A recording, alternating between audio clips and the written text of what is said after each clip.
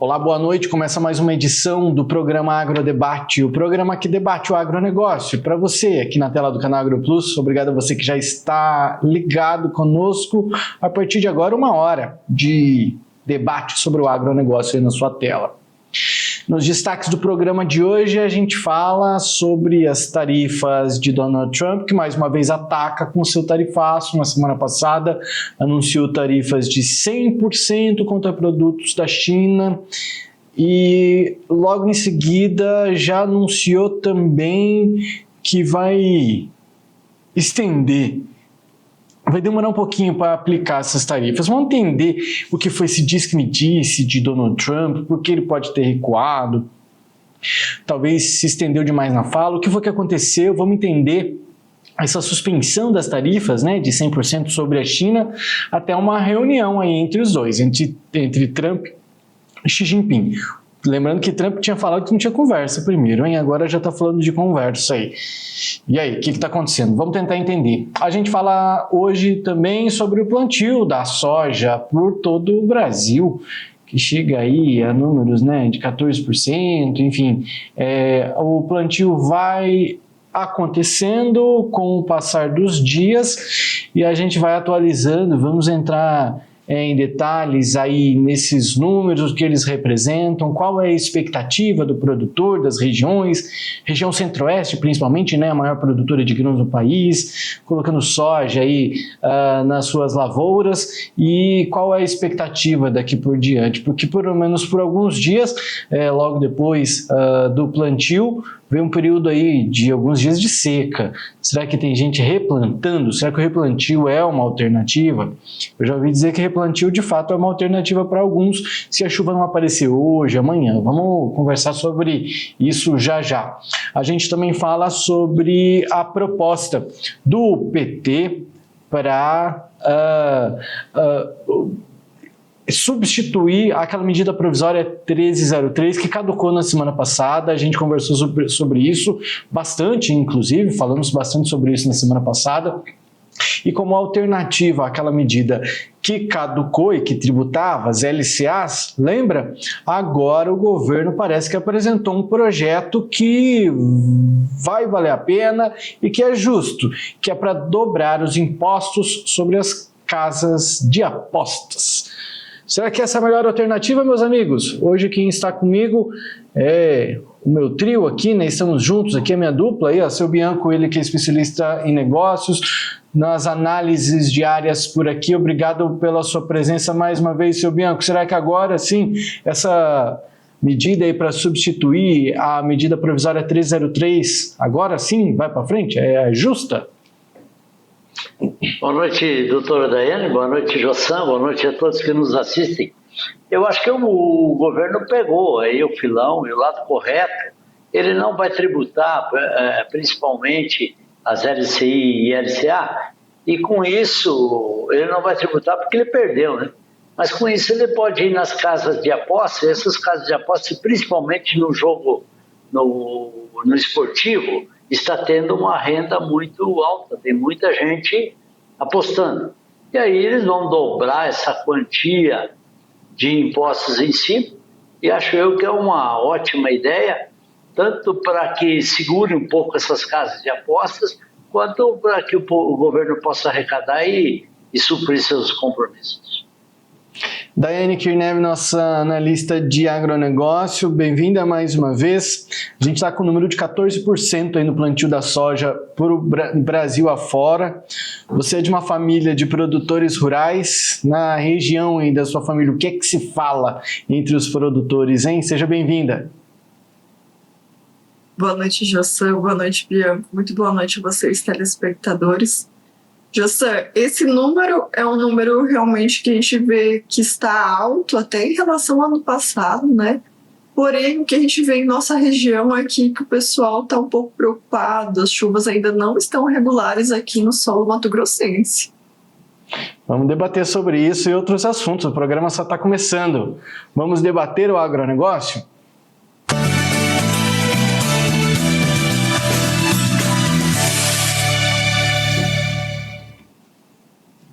Amigos, começamos falando sobre Donald Trump, que na semana passada surpreendeu mais uma vez com tarifas. Ele anunciou aí tarifas de 100%. Vamos lembrar que lá em meados de maio, assim, Estados Unidos e China entraram num verdadeiro embate, né? Que nem a gente não conseguia acompanhar por aqui a cada minuto. Retaliação daqui, retaliação de lá, tarifas que chegaram a 125%, enfim, números estrondosos, né? E depois de um tempo, parece que aquilo tudo foi sanado.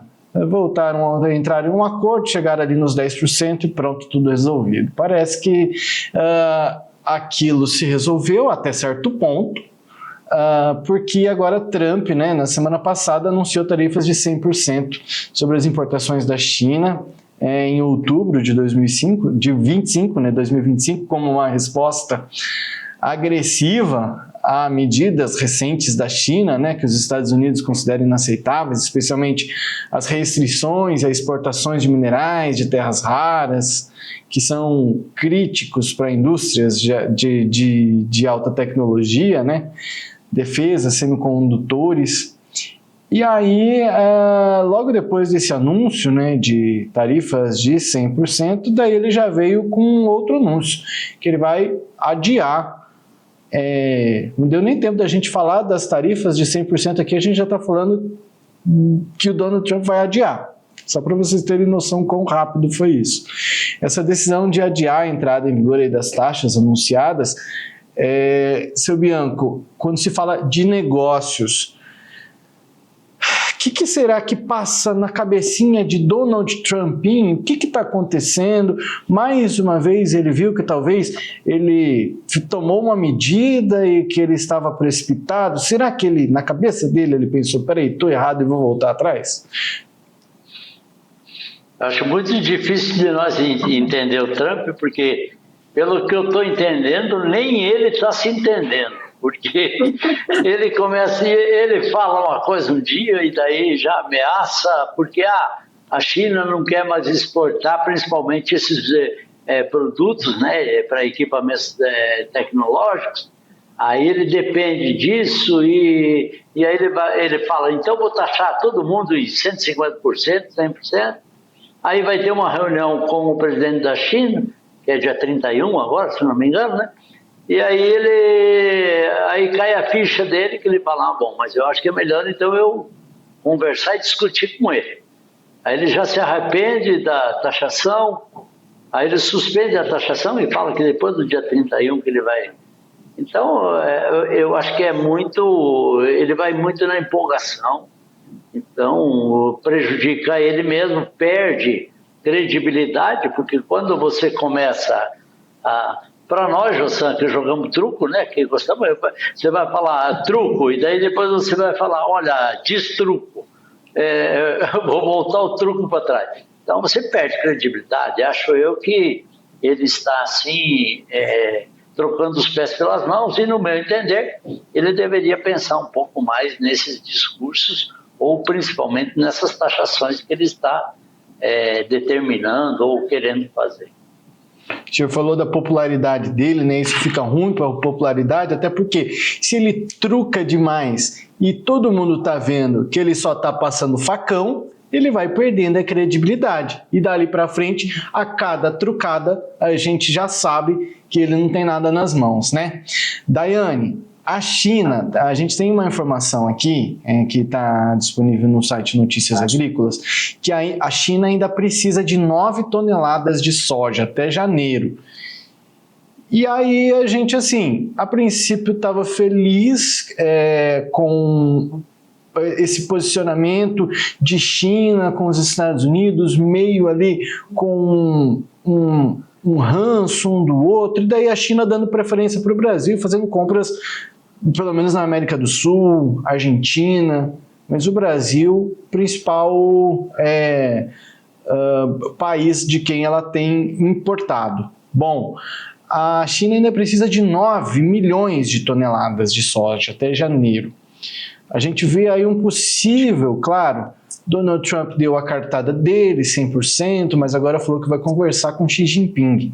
Será que isso também não para o brasileiro, a gente olhando assim, não é um pouco decepcionante, achando que vai chegar um ponto que eles vão se acordar e que nessa conversa entre eles o Brasil pode sair prejudicado daqui para frente? Você acredita nisso?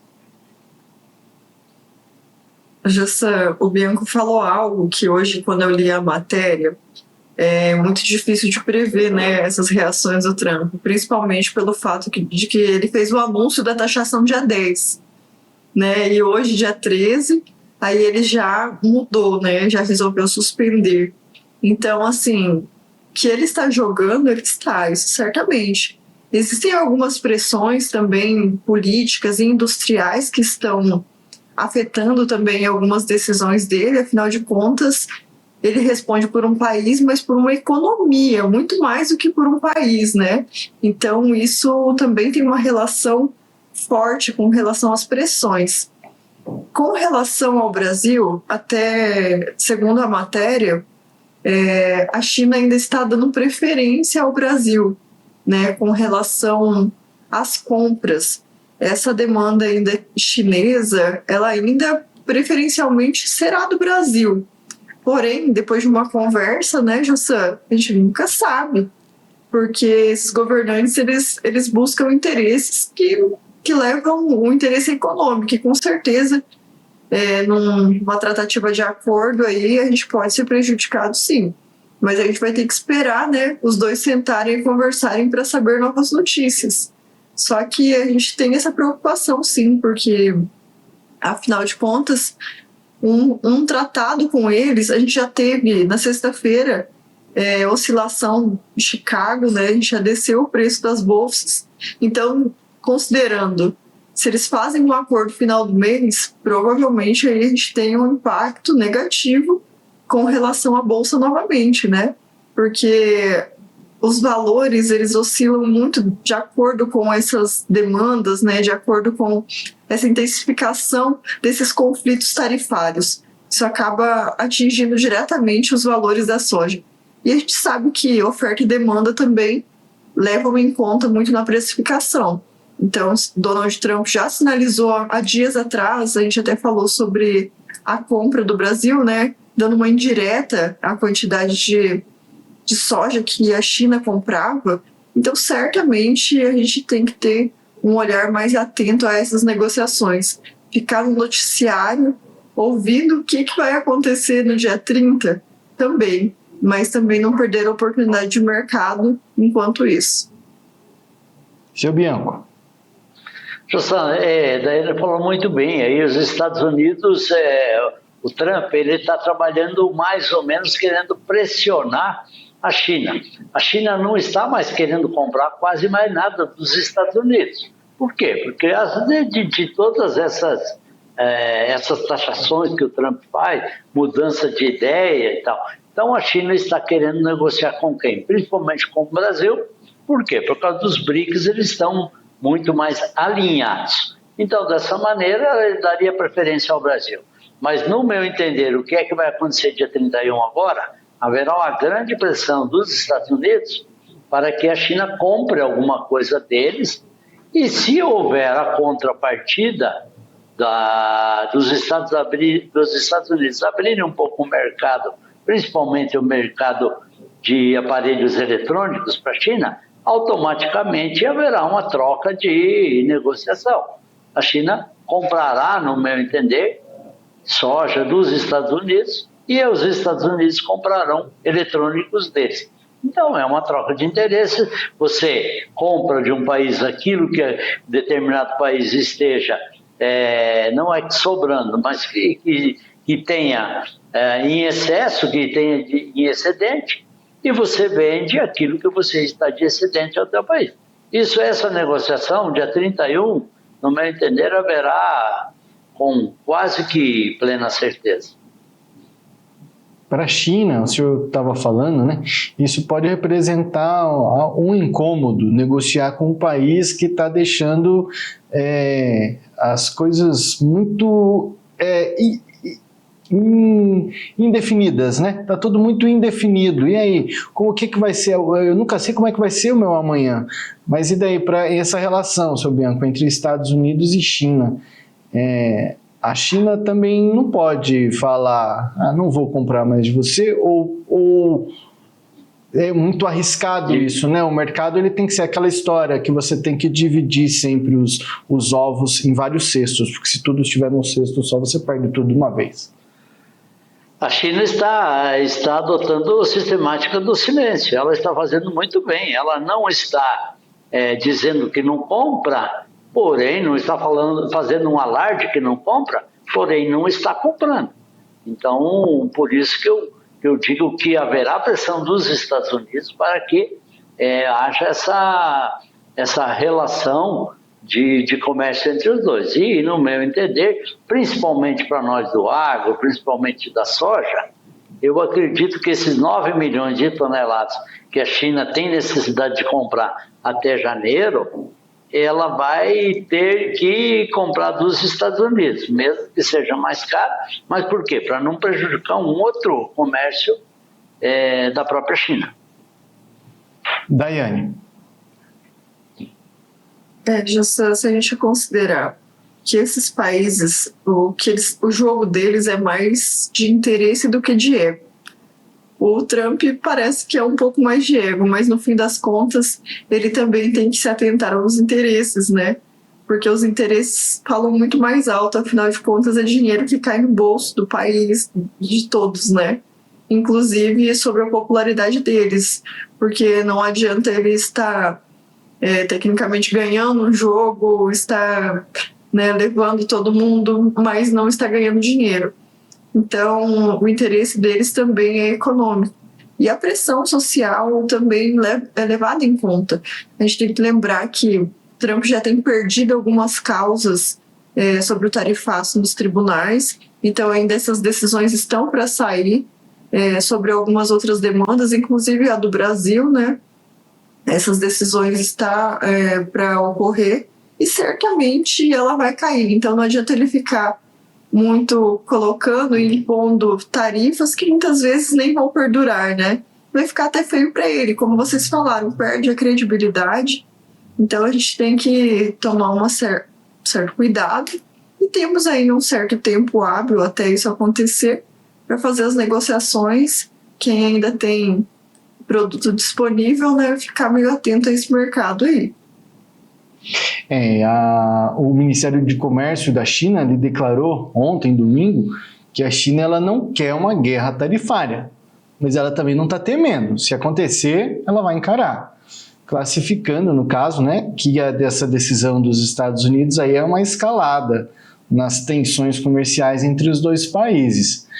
Aí a suspensão dessas taxas, quando a gente passa a analisar, né, primeiro anuncia 100%, depois suspende, ela é vista muitas vezes aí como um gesto de trégua temporária antes da reunião entre os dois, que deve definir os próximos passos aí dessa relação econômica entre as duas maiores potências do mundo. A gente fica no aguardo de novas decisões, mas nas apostas do seu Bianco, esses 9 milhões de toneladas que ainda faltam serão comprados dos Estados Unidos para selar o acordo, a paz entre os dois? Fumarem o cachimbo da paz, né? Eu acredito que sim. Eles não vão querer prejudicar mais do que estão sendo prejudicados os dois países. Porque, veja bem, desde o começo dessa guerra, nós já fizemos comentários aqui que o Brasil ia ganhar muito dinheiro porque ia vender toda a soja. Não vendeu, ou pelo menos vendeu um pouco a mais, mas também o preço não mudou em nada. A doutora Daiane pode até acompanhar mais preço de soja do que a gente. Pode até, no mapa nosso, o preço quase sempre esteve nesses mesmos valores.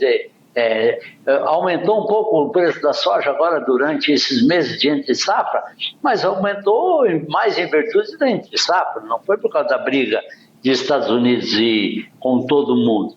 E os Estados Unidos, eles perderam muito. Eu vi o Trump num discurso desse dia dizendo que eles arrecadaram não sei quanto de impostos e tal. Mas quanto foi que a população dele perdeu? Quanto que os comerciantes deles perderam? Quanto que deixou-se de produzir em virtude desse medo que não se tem para quem vender, ou como se tem, ou quanto que vai ser tarifado. Então, no meu entender, simplesmente se criou muita confusão e pouco resultado. Muito bem, meus amigos. Daqui a pouco eu convido vocês de volta para um novo debate. A gente vai fazer um breve intervalo comercial. No próximo bloco a gente fala sobre o plantio da soja 25-26, que chegou a 14% no Brasil. Paraná está acelerado, Mato Grosso está aí também. E a pergunta aqui não quer calar, hein? Há uma semana atrás, alguns sites falavam que com as temperaturas altas, muitas regiões provavelmente teriam que optar, pelo menos na região central do Brasil, pelo replantio. E aí, será que o produtor está tendo que replantar ou não? Essa é a pergunta. Nosso intervalo é rápido, a gente já volta.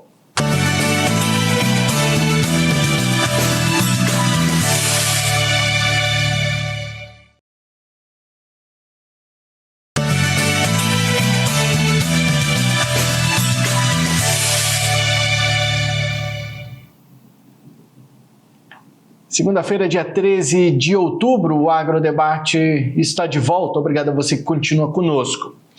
O assunto da vez é o plantio de soja em todo o Brasil, que chegou ao índice, segundo a AG Rural, 14% no Brasil. Paraná em primeiro lugar, liberou o vazio da soja por primeiro. Mato Grosso, maior produtor de grãos do Brasil, em segundo lugar. Vamos lá aos números, né?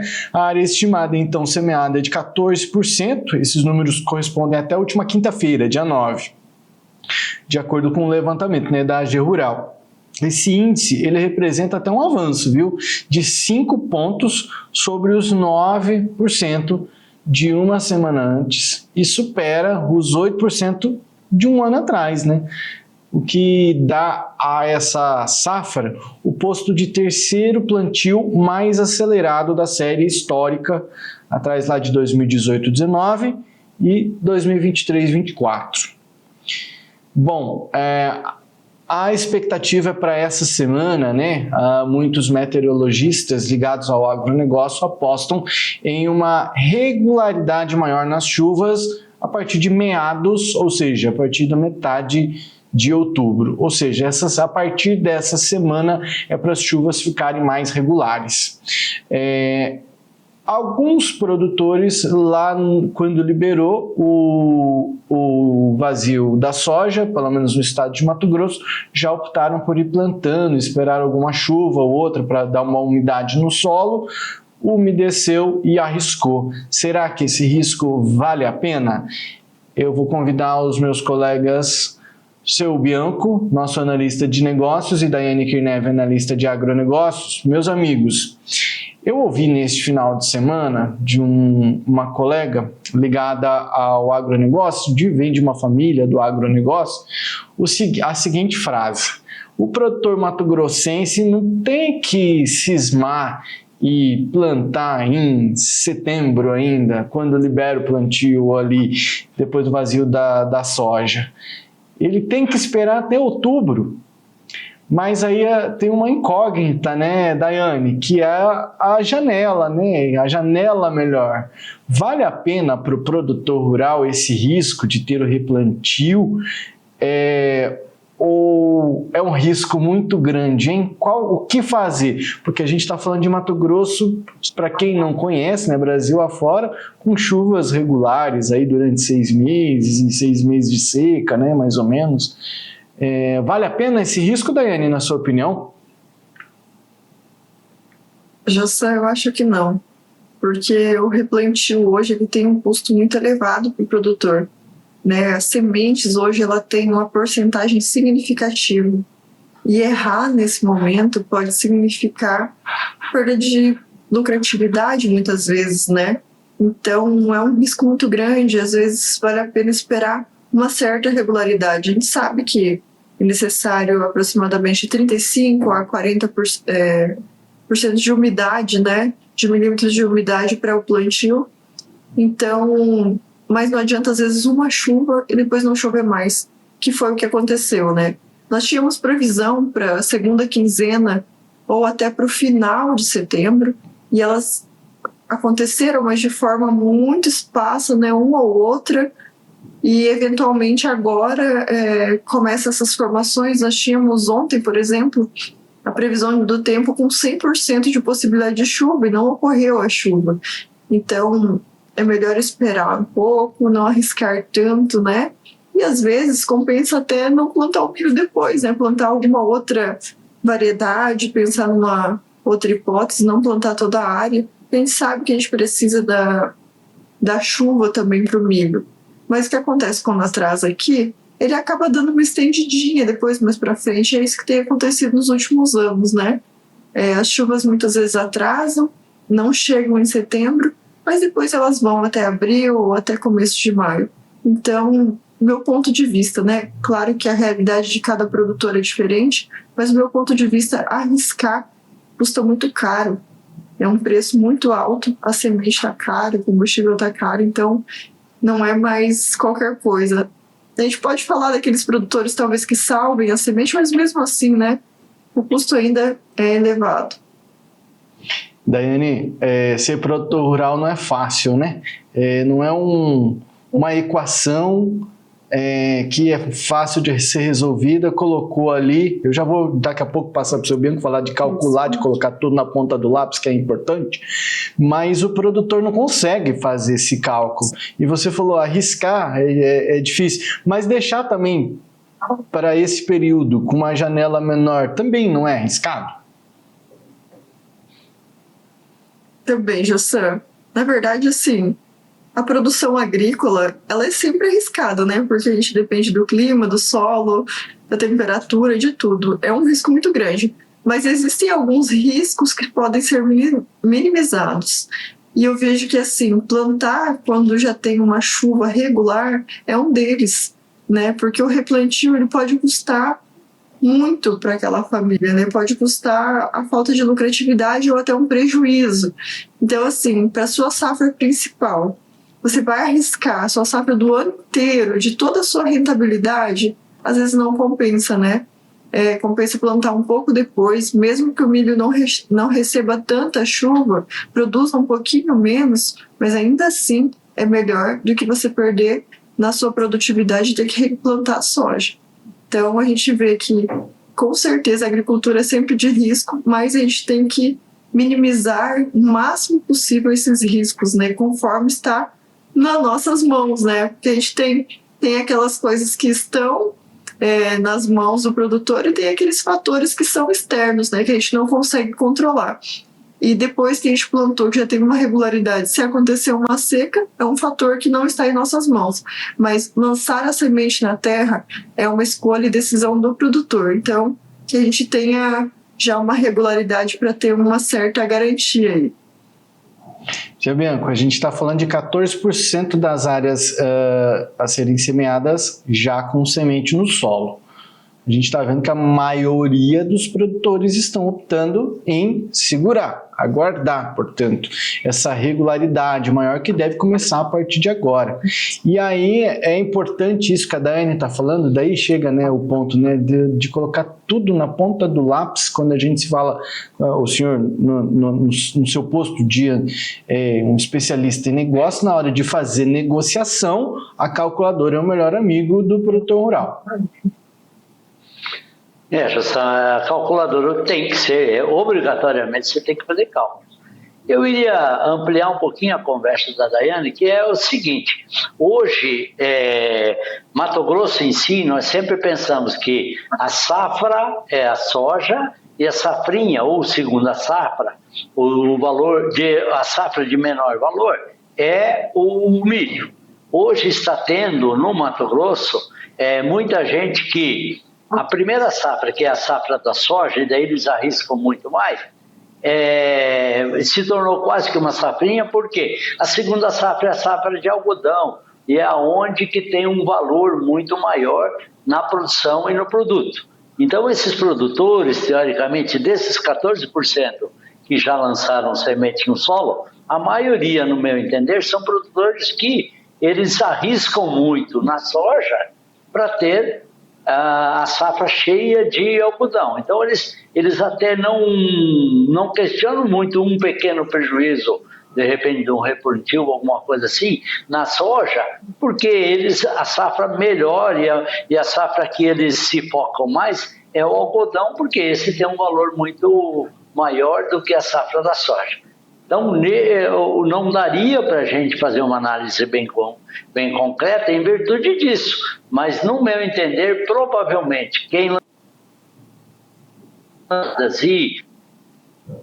mesmo que tenha uma umidade pouca, é aqueles que querem plantar o algodão na segunda safra.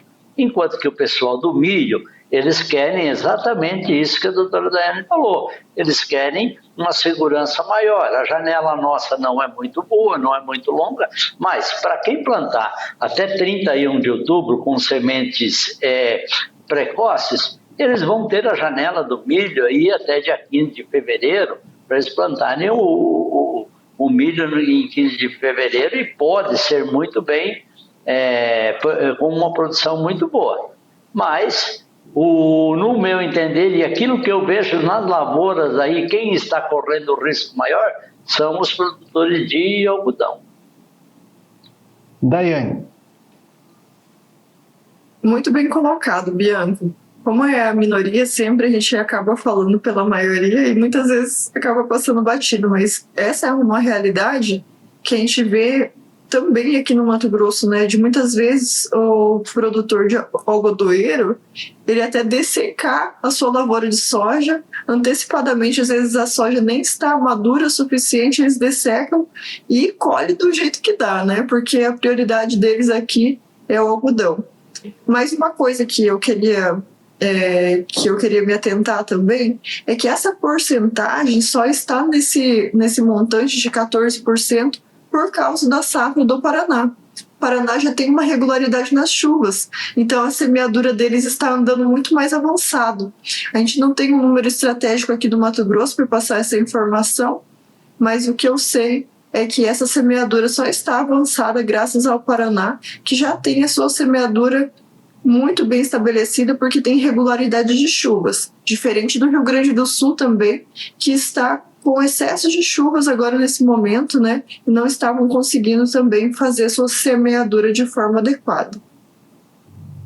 A partir de agora a gente deve ver também, né, um aumento, principalmente na região de Mato Grosso. Seu Bianco, vamos lá. Só acrescentar, tem, principalmente no Paraná, né, que houve chuvas, e o sul do país, ele não é igual o Mato Grosso, vamos dizer, que aqui nós temos uma janela praticamente definida. O sul do país planta-se quando? Quando chove. Então, às vezes, um plantio em um determinado ano adianta mais ou atrasa. Por quê? Porque adiantou as chuvas ou porque atrasou. Você pode ter uma grande previsão de boas chuvas no estado de São Paulo agora para essa semana. Então, se chover, se concretizar essas chuvas lá, você vai ver como semana que vem vai ter assim a quantidade, o percentual de lavouras plantadas vai crescer muito. Se houver exatamente, se cumprir essa previsão de chuvas, principalmente para o estado do Mato Grosso. E como a Daiane falou, no Rio Grande do Sul está chovendo demais. De repente, então, estanca as chuvas lá, aí vai ser plantio de tudo que é lado, de São Paulo, do Rio Grande do Sul, todo mundo plantando e plantando muito. Será que é motivo da gente entrar em outro braço dessa história toda, que é inclusive esse vazio? Será que é tão necessário assim, né? A gente já discutiu um pouquinho sobre isso, né? Seu Bianco mesmo, eu não sei, eu acho que a Daiane tem a mesma opinião também, né? De que talvez ele já não seja mais tão eficaz. Daiane.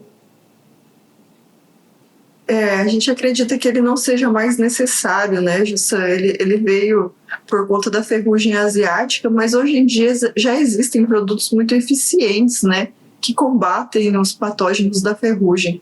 Então, eu não acredito que ele é mais necessário.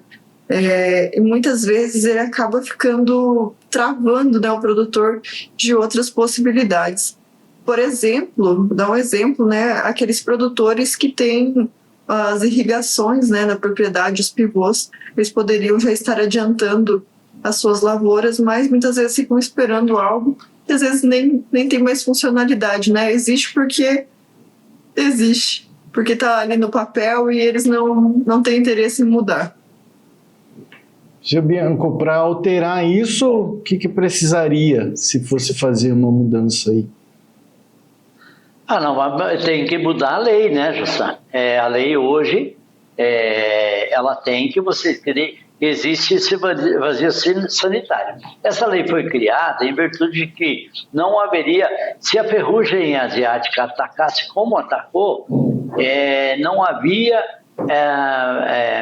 venenos suficientes e com bastante eficiência. Então, o que tem? Hoje, conforme a doutora falou, já tem venenos, estudos e venenos que combatem essa ferrugem. Então, hoje, talvez o atraso desses plantios talvez não seja tão eficaz como deixar plantar um pouquinho mais adiantado e você gastar um tanto quanto com controles dessa doença que é a ferrugem asiática. Muito bem, a expectativa então é de chuvas daqui para frente, né? Meados de outubro, pelo menos para a região centro-oeste, como diz o meteorologista e consultor em clima, o Francisco de Assis Diniz, ao site Notícias Agrícolas também. Mas é aquela história, né, que a Daiane falou agorinha, né, Daiane? Existia a probabilidade de chover 100% ontem aí, né? E, na verdade, não choveu. Então, trata-se de uma previsão.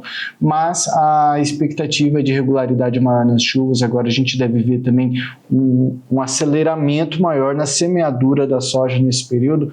Ficamos de olho e torcendo mais uma vez pelos nossos amigos produtores, que essa seja uma ótima safra mais uma vez. Daqui a pouco eu chamo vocês de novo, meus amigos. Vamos fazer mais um intervalo comercial. No próximo bloco, a gente fala sobre um novo projeto do PT para dobrar impostos sobre casas de apostas. Essa é uma alternativa àquela medida provisória 1303, que nós discutimos bastante na semana passada e que caducou no Congresso, já que não foi votada. E agora o PT apresenta esse projeto aí para dobrar imposto sobre casas de apostas. Agora parece que acertou, não é cobrando do agronegócio. A gente volta já.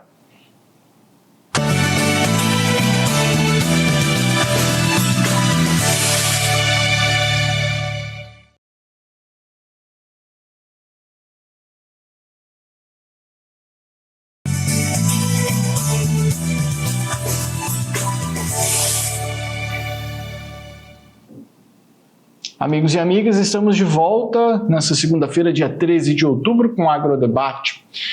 A partir de agora, o nosso debate é sobre o projeto que substitui a medida provisória 1303 do governo federal. E só para refrescar a sua memória, a medida provisória 1303 ela havia sido anunciada lá em junho desse ano pelo governo federal como uma maneira de substituir o IOF, que estava sendo muito debatido, e entre as medidas, dentro dessa medida provisória, estava a tributação das LCAs, as letras de crédito do agronegócio.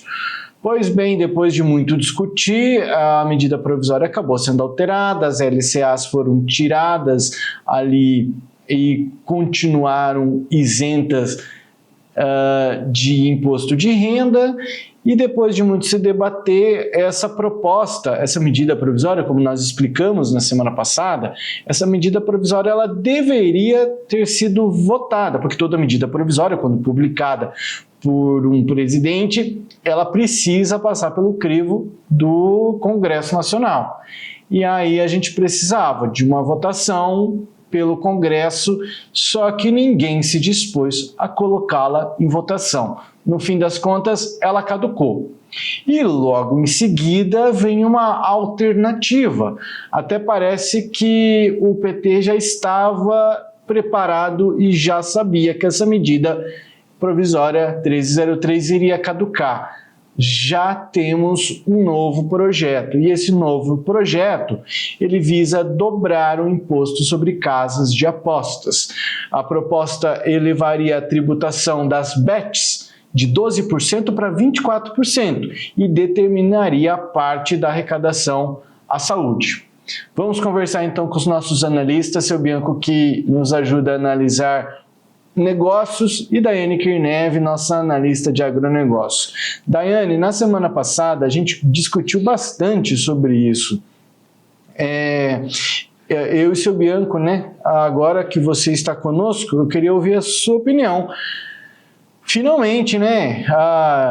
Parece que o Congresso ali, ninguém quis tomar a vez de votar uma medida provisória que iria influenciar muitas pessoas, enfim, ia influenciar o agronegócio, influenciar quem dá dinheiro para o Brasil, e parece que agora, logo em seguida, parece que esse texto ele já estava pronto, porque não se cria um texto novo da noite para o dia, ele já estava pronto. Pelo menos é o que parece. E esse projeto foi apresentado logo em seguida. Parece que agora sim, né? Aí vale a pena. E não tributar o agronegócio. Justa, essa questão de tributação, hoje a gente pode parecer que está favorável, tudo bem, não é conosco dessa vez, mas o que acontece? Esse dilema, esse discurso governamental, muitas vezes ele leva a gente jogar um com o outro, porque qual que é a intenção do governo? Taxar o BBB, né? Primeiro as bets, depois os bancos, depois os bilionários. E muitas vezes agora começa com as bets, a gente fala tudo bem, obrigada, né? Porque não é conosco, vamos deixar eles serem tributados. Daqui a pouco os bancos. E sempre tem uma justificativa, né? Nós vamos taxar os mais ricos, os bilionários, não sei o quê. Será que é só eles que eles estão taxando, né? A gente começa a pensar assim, que o governo tem jogado muito um contra o outro nesse sistema de tributação. A gente está já considerando que tudo bem taxar as bets, porque eu não aposto. E ele justifica que o SUS tem gastado muito com a questão de saúde mental das pessoas que apostam, acabam ficando viciadas. Até aí tudo bem. Mas daqui a pouco não vai ser suficiente, as pessoas podem parar de apostar porque vai custar mais caro, e daí eles vão querer taxar agora o banco ou os bilionários, né? Aqui a gente vê, né, que o governo claramente sempre tem um plano alternativo. Não passou no Congresso, a gente já tem outra pronta para cobrir o furo, né? Mas por que não reduzir um pouco das contas públicas? A gente nunca vê esse tipo de situação. O que me preocupa é que eles têm que tirar dinheiro de algum lugar sempre.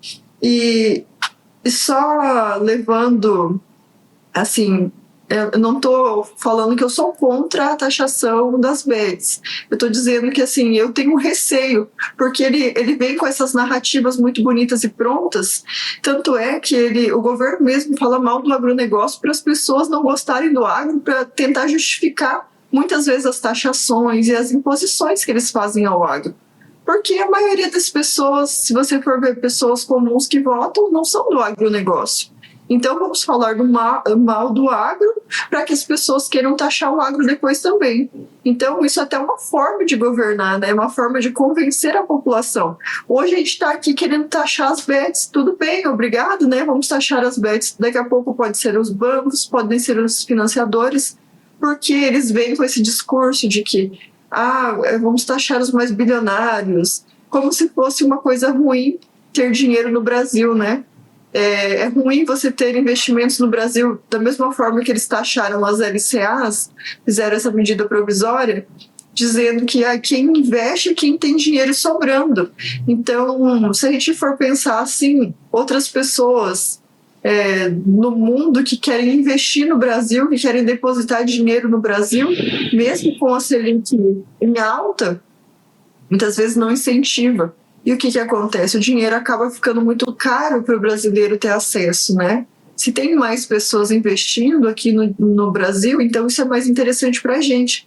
A gente tem que tomar um pouco de cuidado com o governo, né? Porque ele tem sempre uma medida alternativa e sempre uma justificativa que a população acaba acatando.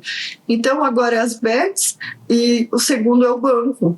E isso me preocupa muito, porque o povo brasileiro, a indústria em si, ela precisa tomar muito crédito, né? E daqui a pouco os bilionários, como se ser bilionário no Brasil fosse quase um pecado, né? Ter dinheiro no Brasil, você tá errado, você fez algo que a maioria da população não fez, então é como se fosse errado. Então, esse é meu receio. Não é nem a taxação só das bets. Eu tenho receio que isso não seja suficiente, porque os gastos estão estrondosos no governo. Seu Bianco? Vou acrescentar que a doutora falou aí, principalmente desse custo que se tem, né? Que, o que é que tem a ver as bets com o agro, que nós estamos, vamos dizer, discutindo o agro. É só porque eles perderam, o governo perdeu a chance de taxar as letras de câmbio do agro, e daí eles estão indo para eles estão pegando um outro canal, um outro filão para poder arrecadar mais. Mas a Daiane foi perfeita, que não é só arrecadando mais que você governa. Muitas vezes você tem que estancar aonde está indo todos esses recursos. Faltam recursos em saúde, faltam recursos aonde nunca devem deixar de ser aplicados, concordo plenamente, mas tem muito furo no governo que o governo podia ver e administrar bem. Tanto é que eles vão taxar agora as bets, amanhã depois vai ser os bancos e depois os bilionários, principalmente esses setores de produção. Não que a gente tenha raiva de bilionário e não que não precise taxar. Só que esses bilionários, eles são taxados também.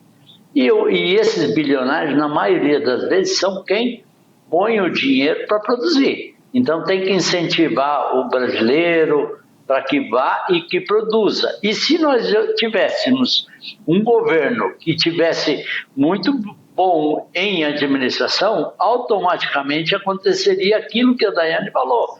Dinheiro de fora, de outros países, eles viriam e seriam depositados aqui. Agora, como é que vai vir dinheiro de fora se o governo nosso não faz o dever de casa e se o governo nosso não tem condição nenhuma de dar credibilidade a quem quer aplicar o dinheiro aqui? É a mesma coisa, Jussan, você... Não pagamos nossas contas, nós gastamos mais do que ganhamos todo dia, todo mundo vê na cidade. Será que daí você vai no seu vizinho pedir um dinheiro emprestado? Será que ele vai te emprestar?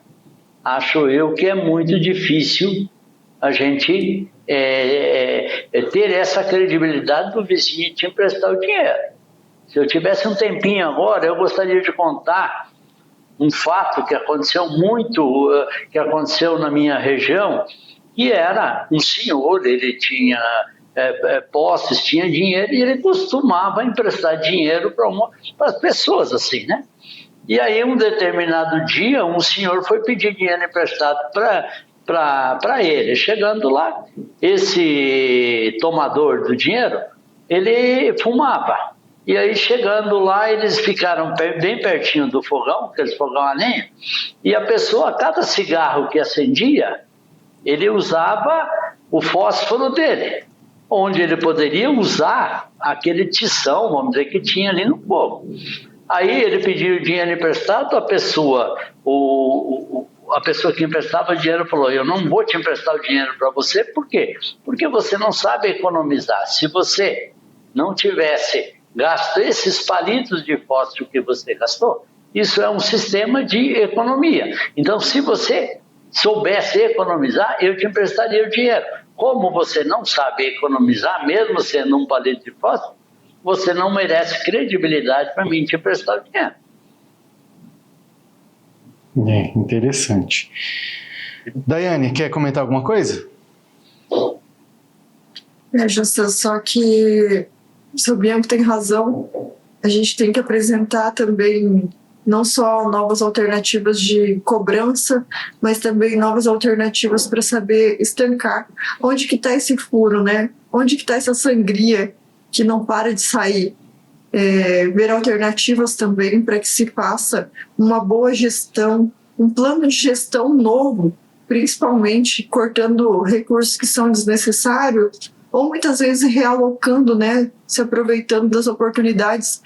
Essa semana eu tive a oportunidade de saber que através do Banco Mundial já vem muito recurso para o Brasil. Muita gente nem fica sabendo a quantidade de recursos que o Brasil recebe. Muitas vezes esses órgãos como o SEMA, esses projetos de descarbonização de floresta e uso de solo, eles recebem recursos que a gente nem imagina. Então, assim, utilizar melhor os recursos que já tem, ver uma possibilidade, né, de realocar investimentos, né, fazer render o dinheiro de forma melhor. Então, o governo também poderia apresentar conjuntamente com esses novos custos uma forma mais adequada para reduzir para o próximo ano, né? Mas a gente só vê que eles querem trazer novas fontes de renda. O custo do governo está aumentando, vamos tirar da onde? É só isso que a gente vê. A gente não vê que eles pensam em fazer uma reestruturação, uma educação financeira na própria casa, né? Então, dificilmente a gente consegue algo melhor. Isso me gera um grande receio, porque agora a gente está falando das bets. É a mesma coisa que falar assim, quando o governo quer tributar alguma coisa, ele sempre justifica, né, para não gerar aquela revolta contra o próprio governo. Vamos taxar o cigarro, a bebida. Todo mundo concorda, né? Porque isso não faz bem para a saúde. As bets também não. Mas daqui a pouco vão falar assim, vamos taxar os bilionários? Por quê? Por que taxar os bilionários? Porque é ruim ser bilionário no Brasil? Eu que quero ser bilionário no Brasil. Mas aí é um desestímulo nas coisas, né? Sempre que acontece algum tipo de situação que o governo quer se justificar, ele quer falar mal daquele determinado setor, da mesma forma que ele faz com o agro. Então vamos taxar. Outra coisa que eu ia até comentar sobre os subsídios, nós somos um país que menos recebe subsídio do governo na agricultura. Os Estados Unidos e a China recebem um subsídio absurdo, e a Europa também. Então, assim, a gente tenta ver que muitas vezes a gente acaba virando, eu falo com uma população todo, uma massa de manobra que está aceitando aqui as bets agora, daqui a pouco já está voltando para nós também, né? Enquanto a gente vai aceitando tudo que o governo vem fazendo.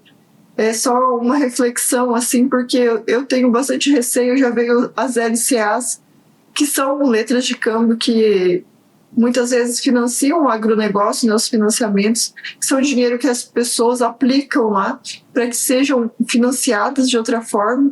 Então o dinheiro que a gente coloca no banco fica rendendo porque alguém pega emprestado e tem essa lucratividade, né?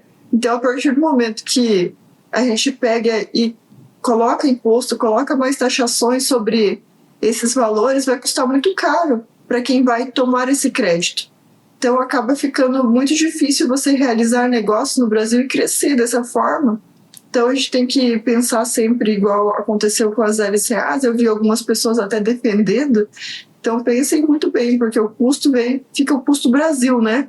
O custo Brasil é muito alto hoje em dia, porque os juros acabam ficando mais altos para os financiamentos que muitas vezes as empresas não dão conta, ou tem que subir o preço da mercadoria todas as vezes, né? Então acaba indo para o bolso do consumidor também. Seu Bianco, para finalizar, o Mato Grosso talvez seja um bom exemplo, né, para que os outros estados do país se voltem os olhos ao estado de Mato Grosso, que foi pioneiro na construção de uma rodovia estadual através de uma política público-privada, produtores rurais se propondo a executar um projeto que era uma responsabilidade do governo e que, para que desse certo, eles pegaram para si esse projeto e executaram, e claro, da melhor maneira possível, buscando melhores orçamentos, buscando melhores empreiteiras para construir, enfim. Esse talvez pode ser um exemplo de parcerias, apesar de que a gente reduz daí a a obrigatoriedade do governo, que já tem a obrigação de fazer isso, mas como não era capaz, o brasileiro tomou para si, mas essa pode ser uma alternativa também, de fazer o país economizar. Jossan, é muito importante o que você tocou nessas parcerias público-privada, porque no estado do Mato Grosso, para quem não é do Mato Grosso, ou para quem não é produtor rural, o produtor rural paga impostos em cima daquilo que ele produz a mais do que qualquer outro estado. Hoje o produtor rural ele paga FETAB, tem até o FETAB 1 e o FETAB 2, que são impostos em cima de cada saca de milho que ele produz, cada arroba de boi, cada saca de soja, cada algodão, madeira, e isso tudo vai para o governo estadual. Felizmente, o governo estadual está retornando com esses impostos em estradas para produtores, mas se os produtores não se reúnem em associações e não pagam também o projeto e ajudam a pagar parte desse asfalto, não tem esse asfalto. Então, no meu entender, não tem nada melhor do que a mentalidade do produtor mato-grossense. Eles têm uma mentalidade fantástica que eles buscam o coletivo para daí depois pensar nele, na valorização do imóvel dele, na qualidade de vida do imóvel, de seus funcionários e de todas as pessoas que o rodeiam.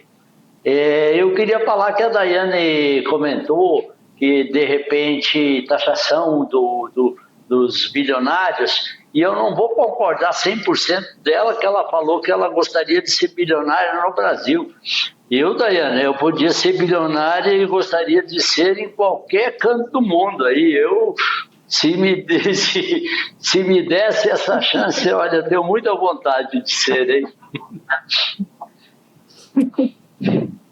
Vai lá, Daiane. O seu Bianco pode ser em outro lugar também, mas a gente, como brasileiro, apesar de sofrer, né, tudo que a gente já sofreu com impostos, com essas situações, eu amo tanto o meu Brasil e eu quero que ele dê certo. Por isso que a gente às vezes amarga as críticas, mas eu gosto muito daqui. Eu quero ser aqui mesmo. E poder sair para outros países também, né, Bianco?